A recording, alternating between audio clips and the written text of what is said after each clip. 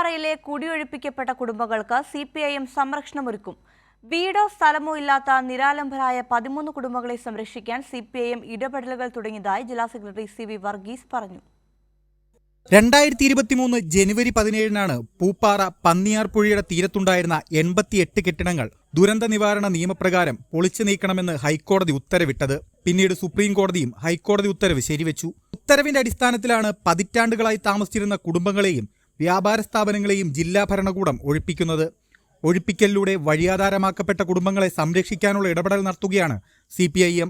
വീടോ സ്ഥലമോ ഇല്ലാത്ത നിരാലംബരായ 13 കുടുംബങ്ങൾക്ക് CPIM സംരക്ഷണമൊരുക്കുമെന്ന് ഇടുക്കി ജില്ലാ സെക്രട്ടറി CV വർഗീസ് പറഞ്ഞു. അതിനകത്ത് 2 കുടുംബങ്ങൾ മറ്റു മാർഗമില്ലാത്തതുകൊണ്ട് അവിടെ കമ്മ്യൂണിറ്റി ഹാൾ കഴിഞ്ഞാൽ പാർട്ടി ആഫീസിൻ്റെ സൗകര്യമാണ് കൊടുത്തിരിക്കുന്നത്.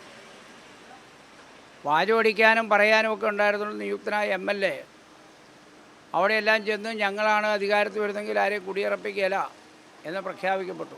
അപ്പോൾ നിരാലംബരായിട്ടുള്ള ഈ ആളുകളെ തീർച്ചയായും ഇടതുപക്ഷ CPIM-നെ സംബന്ധിച്ച് അവരെ സംരക്ഷിക്കും, അവരെ ഹൃദയത്തോട് ചേർത്ത് പിടിക്കും.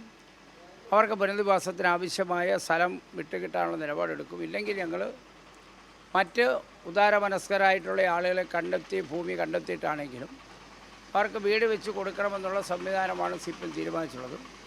താൽക്കാലികമായി പുനരധിവസിപ്പിക്കാൻ പൂപ്പാറയിലെ HML-ലെ ഒഴിവുള്ള ലയങ്ങൾ ഉപയോഗപ്പെടുത്തും. ബന്ധുവീടുകളിലോ വാടക സ്ഥലങ്ങളിലോ താമസിക്കുന്നവർക്ക് 4000 രൂപ വാടക പഞ്ചായത്ത് നൽകും. ഒരു കുടുംബത്തിന് CPIM ഏരിയ കമ്മിറ്റി ഓഫീസിൽ താമസമൊരുക്കിയിട്ടുണ്ട്. വഴിയാധാരമാക്കപ്പെട്ട കുടുംബങ്ങളെ ചേർത്തുപിടിച്ച് മുന്നോട്ടു പോകുമെന്നും CPIM പ്രതിനിധികൾ പറഞ്ഞു. കൈരളി ന്യൂസ്, ഇടുക്കി.